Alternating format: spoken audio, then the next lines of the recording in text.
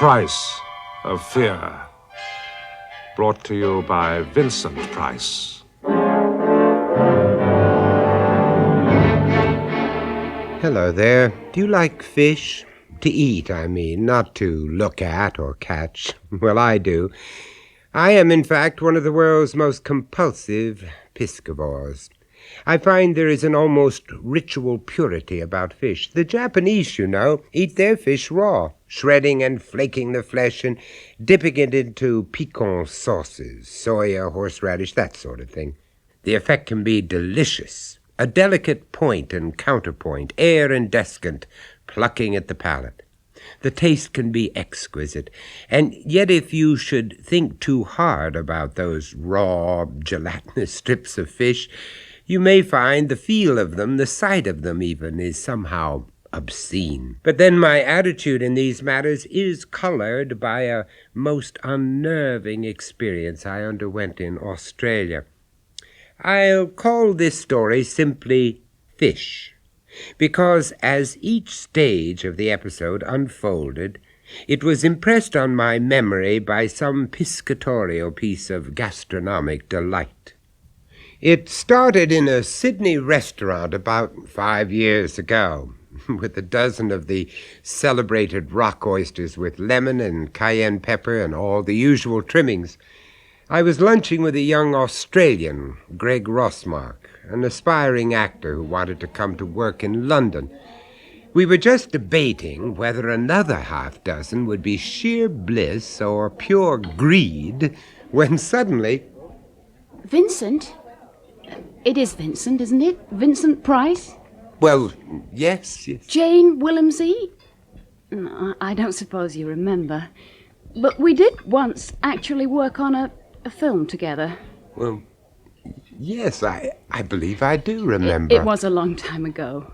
At Elstree, wasn't it? That's right. I strangled you, didn't I? Oh, what a charming fellow. But I only strangle the nicest people. Sorry, Jane. Let me introduce you to Greg Rossmark. He's also an actor. An eminently unsuccessful one. Hello. How do you do? Won't you join us? No, thank you very much. I must be going. Are you working over here now, Miss Willemsey? In the theatre, I mean? Oh, no. No, the theatre gave me out for dead, right after Vincent strangled me. Well, I can't believe that I was that realistic. Oh, it was probably just symbolic of something or other. Don't you miss it? The theatre? Maybe. But you can't have everything, can you? Sure you won't join us, though. There seems so much we might talk about. No, really I can't. Richard's already waiting at the table, and he's due to start glowering any moment now. Oh, that's a shame. Look, how long are you here for? Oh, just a week or so. I start filming in Hong Kong at the end of the month. Why don't you come over to lunch with us on Sunday? Well, We're only over at Manly, and I'm a much better cook than I ever was an actress. Well... I'd love to come. Oh.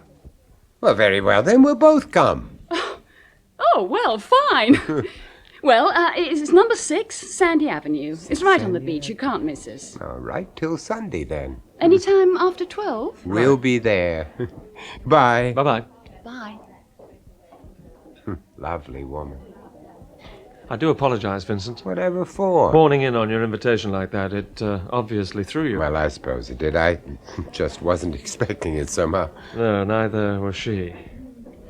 I was trying to stampede you into accepting. Well, you succeeded admirably. I don't see why, though. But I thought that you were going to refuse. Well, would that have been so disastrous? Not to you, maybe, but it might have been to her. But I don't see how it could have been. I haven't seen her for years, and I barely knew her even then. Yes, I know, but there's just something about her. It's, well, it's sort of difficult to put your finger on, but the eyes were out of phase with the voice. All the while she was talking, the eyes looked, well, they looked hunted. Oh, come on, Greg. Don't let your imagination run away with you. Imagination be damned. Imagination. What is imagination? a mental trick. A simple piece of sleight of mind that projects facts into fantasy, or fantasies into fact. Anyway, the following Sunday, Greg picked me up at my hotel and drove us out across the Sydney Harbour Bridge towards the North Shore and Manly.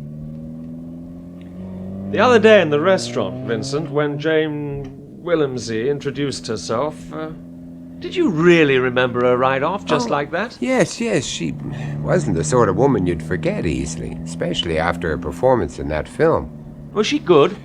In it, very good. On it, positively scandalous. Are you serious? Oh, yes, quite literally so. She brought the picture to a grinding halt about halfway through the schedule. Lord, how'd she manage that? She ran off with the director. Oh, yes, she took off just like that. Left us, her husband, everybody flat and just took off. Believe me, it was no laughing matter. Oh, it couldn't have been. Well, at least it wasn't at that time. We had to get a new director in and a new lady for me to strangle, and we reshot every scene that Jane had been in. Oh, it was an absolute nightmare. And what happened to her, Jane? Well, she just disappeared.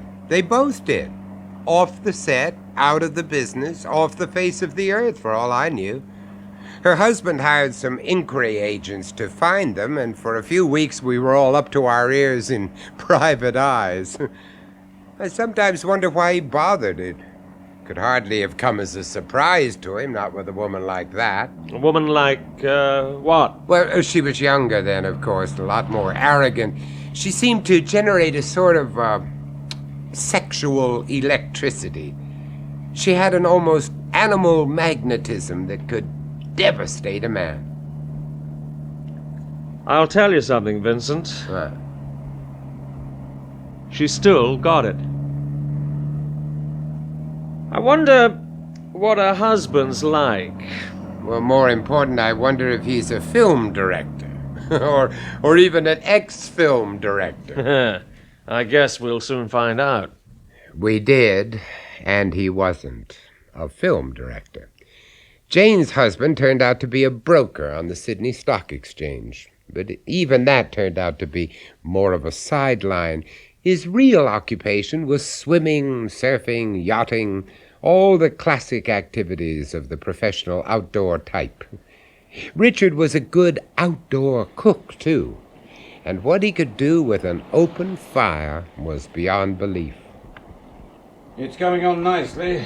Won't be long, Vincent. You always eat al fresco like this, Richard? We only make a thing of it at the weekends. Well, I can think of worse ways of passing the time. I'll race you back. Right, you're on.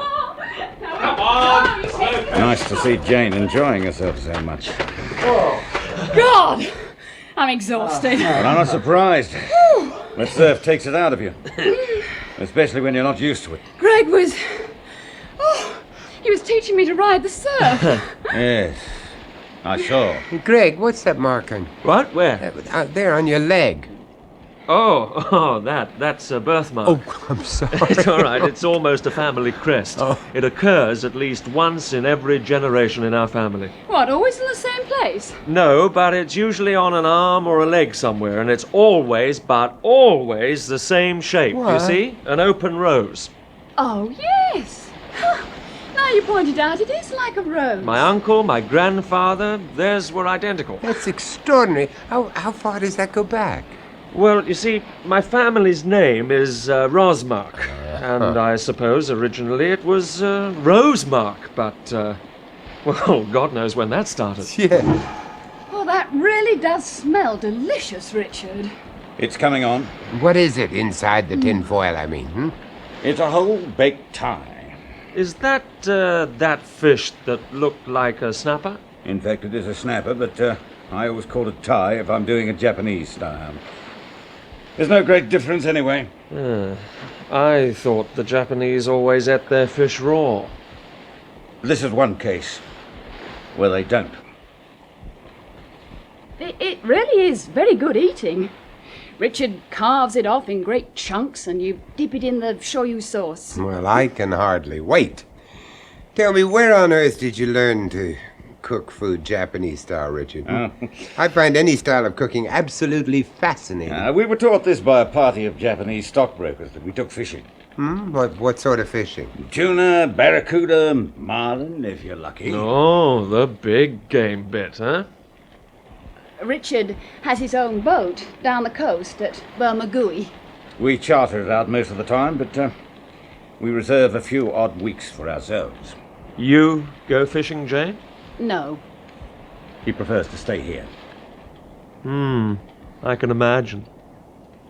It must be a far cry from Elstree to Bermagui. Don't drag all that up, Rosmark. For Pete's sake. Drag all what up? The theatre, the bright lights, and all that crap. She's much better off where she is. Aren't you, Jane? Yes. Did you two know each other before, Before what? well, before Jane gave up the theater? Why, yes, of course. I married her when she was still a drama student. And in the end, it was me who made her give it all up. Wasn't it, darling? I could hardly believe it. This was the husband that she had left on her runaway romance. What could have happened? Had he found her, or had she come back to him? And what about the flyaway film director? What had happened to him? Well, when I got back to London, I mentioned his name around a few times to see if I got any response. I didn't. People remembered him, but no one had seen or heard of him since he had run off with that actress, as they put it. They'd both run off, of course, but only Jane had come back. I wondered, so dark a thought, it lodged unnoticed in the shadows of my memory until last year, when I went back to Australia, back to Sydney. Perhaps it was the same unnoticed thought that made me phone the one-time Jane Willemsey and her husband and to invite them both to dinner. I remember the occasion well. We had a quite extraordinary Australian hock with a quite excellent lobster à la Moricain. How long will you be in Australia this time, Vincent? Oh, only a few more days, and then I go to Japan for 8 weeks of filming.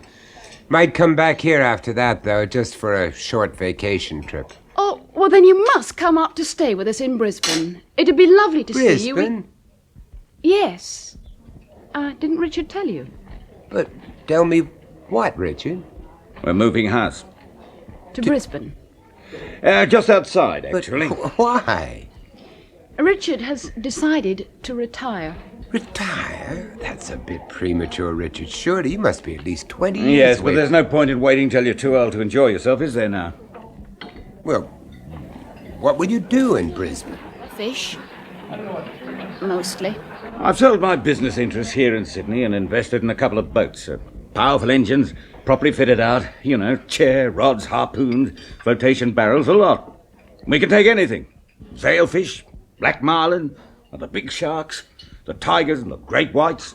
Yes, but why do you go all the way up to Brisbane? I mean, why not stay in Bermagui? That was Richard's decision. The charter rates are much higher up in Queensland. Oh. Better fishing all the year round, too. Richard's going to skipper one of the boats himself. But what will you do, Jane? I'm sure there'll be a great deal to keep me occupied. You'll probably enjoy it once you get settled in. We'll see. Have you seen Greg? Greg? Oh, Greg Rossmark, you mean? Now, did he ever go to London? I gave him my address and everything, and... No, he didn't go. Why not? Well, who can tell with a bloke like that? Have you seen anything of him recently? No. Yes. Not recently. How is he? Fine. Is he working? No. He gave up the theatre. After dinner, I saw them to their car with a promise that I would visit them in Brisbane on my return from Japan. I watched them out of sight and turned to walk down to my hotel in the cool night air. Suddenly I became quite chillingly aware that someone was walking almost at my shoulder, following me. I found myself looking for his reflection in the glass of the shop windows. I saw a suit that had once been smart, but the face was turned undeviatingly away from the reflection, looking, no, staring. I could feel it, staring at me. The compulsion to run was overwhelming, but so was the feeling that he would run after me. I stopped. Suddenly I had to turn and face him out. Vincent. It is Vincent, isn't it? Vincent Price. Yes. Do you remember me? Greg. Greg. With the rose mark on his leg. Greg Rossmark. Of course, I hardly recognized you. Are you all right? Let's just say that I'm, sort of sick. You were with her, weren't you? You mean Jane? Yes, I've just had dinner with her and Richard. Yes, I saw you.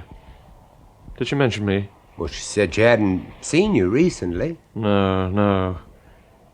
He won't let her, not since he found out. Found out, huh? Well, is that why you never went to England? Yes. It, happened again. You see, we, you wouldn't understand. You mean you ran away together? No. Everything but that, funnily enough. She wouldn't come with me. She was frightened to. Frightened of what? Of him, of course. She's terrified of him. Then, when he found out about us, she refused to see me again. She sends my letters back unopened. Every time I phone, she bursts into tears and keeps saying, well, moaning, "Stay away, for God's sake! Stay away from me!" Oh, the way she says it, it tears the heart out of you. And I know it's not what she wants to say, I can tell. But Greg, maybe she's right. Oh, no, otherwise he wouldn't be taking her away from here, far away, where he thinks I won't follow. Well, he's wrong. You can tell him from me that he's wrong. I'll follow. Wherever he takes her, I'll follow to the ends of the earth, if need be. You tell her that, will you? To the ends of the earth. To the ends of the earth. He shuffled off, backwards, into the night, until the shadows seemed to engulf him completely, leaving me with only the recollection of the desperation in his eyes and the strained emotion of his voice. As I turned into my hotel, I knew that I would need a vacation after my work in Japan had finished. Knew that I wanted to try my hand at big game fishing. And so, 9 weeks later, I found myself on the open patio of Jane and Richard's new house, eating homemade croissant and drinking fresh ground coffee in the pale sunshine of an early morning in Queensland. Like some more coffee, Vincent? Oh, please. And, by the way, I congratulate you on your croissants. They're delicious. I don't know how you can face the day with just that inside of you. It's a woman's breakfast. Well, I certainly couldn't face a day at sea with a stomach full of bacon, sausage, eggs. And tomato. Don't forget the tomato. It keeps the corpuscles coming the right colour. At least that's what my old granny used to say. Well, mine said they gave you appendicitis. Have you ever been fishing before, Vincent? No, I never seem to have had the time. And I've never been convinced that I had the patience either. I know what you mean, but this is nothing like ordinary angling. You see, you don't just sit around and wait for the fish to come. You have to go out and look for them. Well, you have to know where to look, presumably. Well, I seem to know where to look for shark. Richard's landed more sharks in the past fortnight than anyone can remember. He's making quite a name for himself. What kind of sharks do you get in these waters? Oh, all the worst sorts, sir. Or best sorts, according to your point of view. Tigers, mako, hammerheads. I've even taken a couple of whites, sir. Small ones, of course, but even the small ones are man-eaters. What happens if you meet a big one? Then you've got a fight on your hand. That could be real sport. Yes. Well, I'll just go and load up Oh, the I'll car. give you a hand. Richard will see to it. You finish your coffee in peace. Yeah, you stay put. I know where everything goes.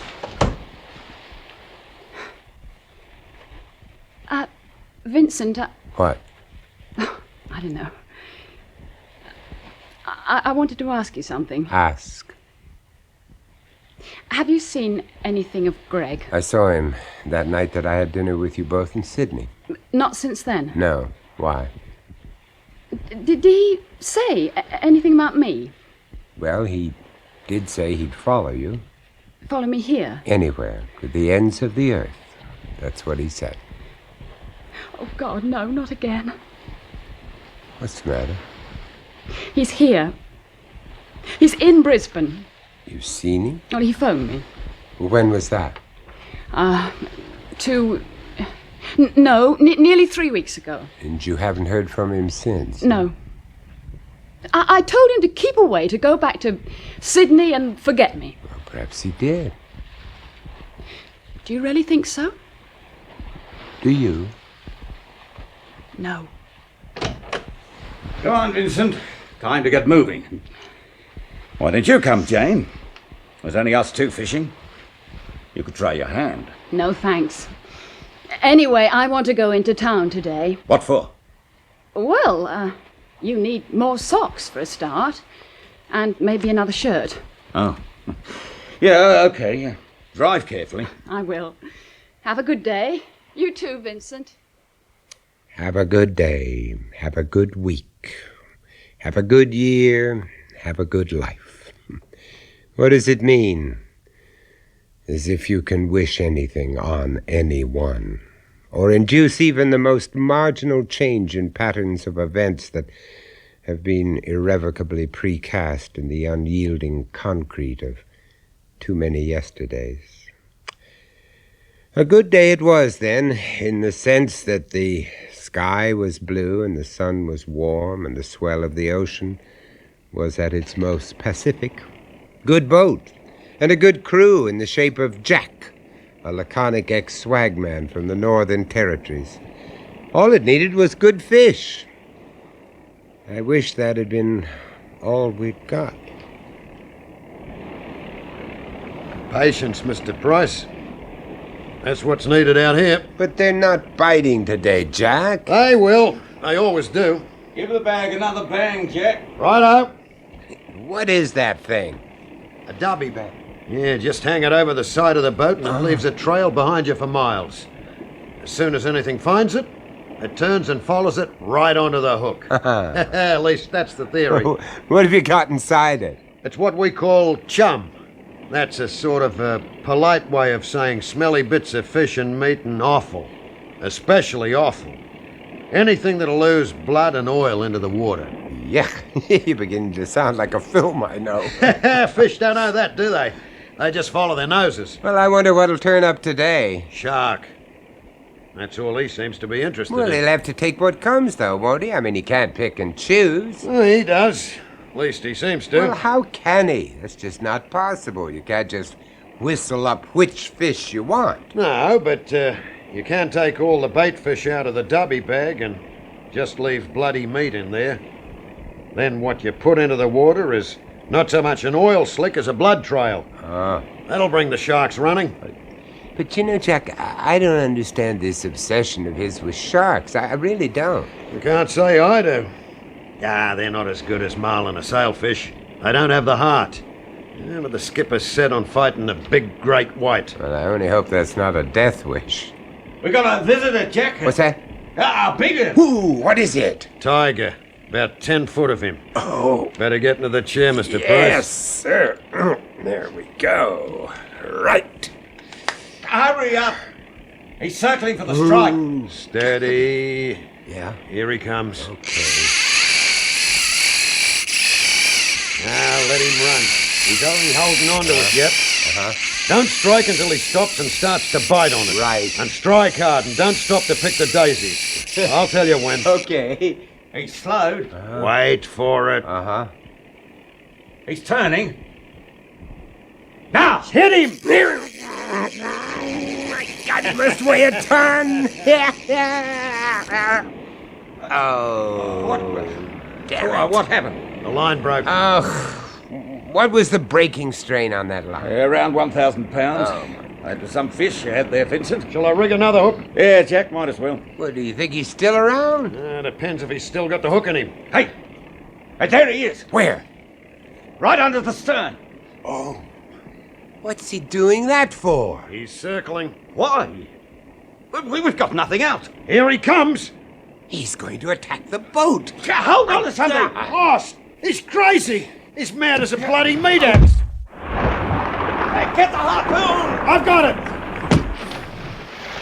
Get off! You crazy bastard! Get off! What the hell was all that about?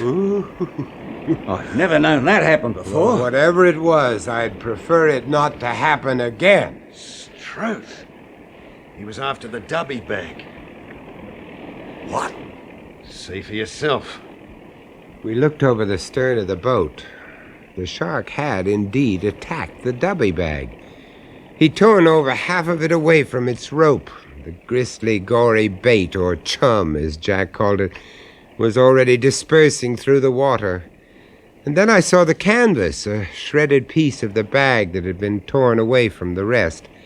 It was floating precariously just below the surface of the water. On it was a piece of meat, a small piece of meat with a yellowish, bloodied skin.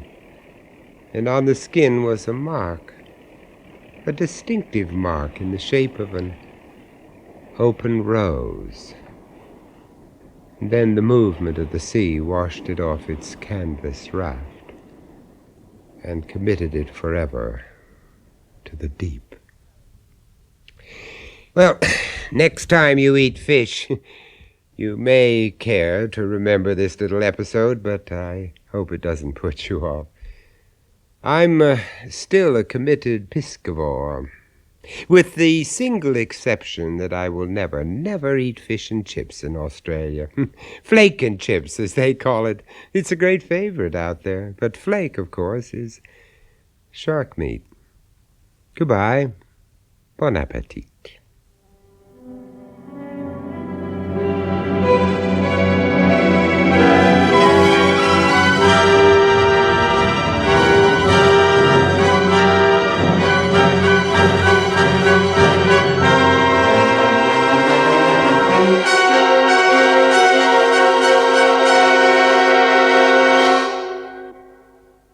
That was Vincent Price bringing you The Price of Fear with Bruce Beebe, Louis Fayenda, Amanda Murray and Bill Kerr. This story, Fish, was first recounted and dramatised by Rennie Basilico and produced by John Das.